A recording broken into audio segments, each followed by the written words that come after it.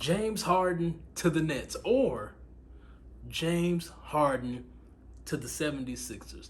I think this is it's another headline that we're waiting to see, which is from the same team. But I think this is the main headline that we are waiting to see because we're really trying to see if there will be another super team formed and what type of super team would be formed. Let's talk about it. So let's chop it up about the Nets first. I think the Nets would probably be his worst decision. Not saying that he shouldn't do it, because I mean, do what you want to do, but I think what it will take to get him to the Nets would be worse than the latter of the two options. I feel as though with the Nets, he really would like the Rockets would want to get young assets. So to me, that means they're going to take Karis LeVert, they're going to take Jared Allen, and they're going to take a bunch of draft picks, or they'll take Spencer Dinwiddie as well. So you will lose all of your depth for James Harden to go to the Nets. And I mean, yes, we've seen it done before. Like we've seen massive hauls done in recent years, like getting Anthony Davis to the Lakers, and it worked out for them. The problem is with Anthony Davis going to the Lakers, there was still cap room left for them to build out the rest of the roster. If James Harden goes to the Nets, that won't happen because just the three players alone absorb so much of the cap that it makes it unrealistic for them to be able to put a great team around them. It'd kind of be similar to when LeBron went to Miami, like LeBron, Chris Bosh, and D Wade formed their big three in Miami. They had to kind of settle on some players, which is nothing's wrong with that. Like I'm kind of fatigued of the big three eras and these super teams. I kind of liked when the league was balanced out. So I would prefer for him not to go there. I think a lot of us feel the same way with that. But to me, who's gonna rest? Like I'm not saying I don't trust KD coming off an Achilles injury, but normally it's like little nicks and injuries that they have after that Achilles injury that I worry about with KD. Also, Kyrie is not the most healthy person all the time. He has like minor injuries that nag him. I don't know if that's just an excuse for him not wanting to play in certain situations or if he's legitimately hurt. I can't judge. I'm not a personal trainer, so I have no idea. But if either one of them go down or if both of them go down, that's leaving Harden by himself with potentially a very subpar roster.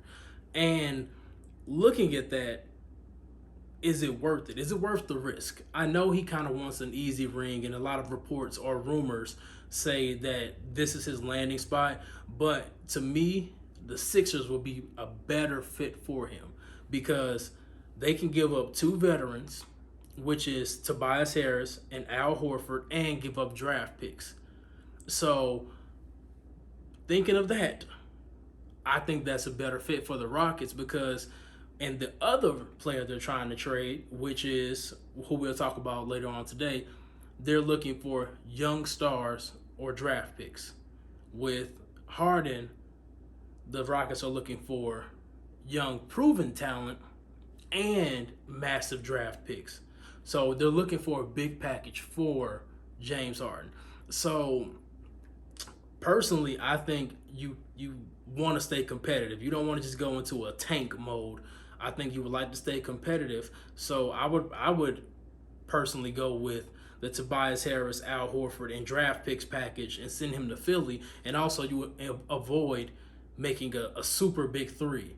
And to me, I personally don't believe the Nets have had the best of luck with creating big threes because I don't know how many of you guys have really been NBA fans for a long time, but a few years ago, if we take a dive in history, they tried to create a big five of all old men. It was literally like, or a big four, we'll say, but they had KG, Paul Pierce, Darren Williams, and Joe Johnson. So they gave up a nice amount of draft picks. They really gave up their future to make that team happen, and they were underwhelming. They were terrible. I mean, all these players were pretty much past their prime, so what more do you expect?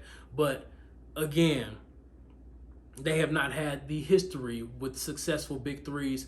And to me, just the Nets don't have the fit. I don't like James Harden's play style. He's found ways to loopholes in the system for him to get a lot of foul calls because he understands the game, and that play style requires him to have the ball. Now, if you put him in the situation in this with the 76ers, he can have the ball and still play the same way, but also get his other two superstars the touches in their spots if they like.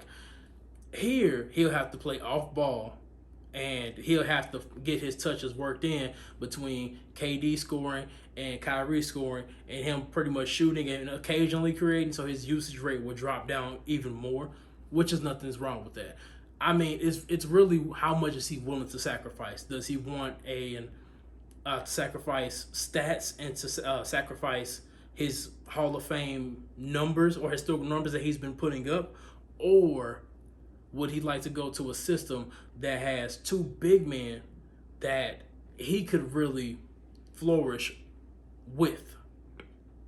So let me know what you guys think. Do you think that James Harden, well, not what you think, but would you like for James Harden to go to the Nets, or would you like to see him go to the 76ers? Those are the only two places that really are getting any buzz right now. So we'll see. Or do you think he'll stay with the Rockets? Let me know down in the comment section down below. Like, comment, and subscribe. And I'll be back with more videos later today. Peace. Stay blessed.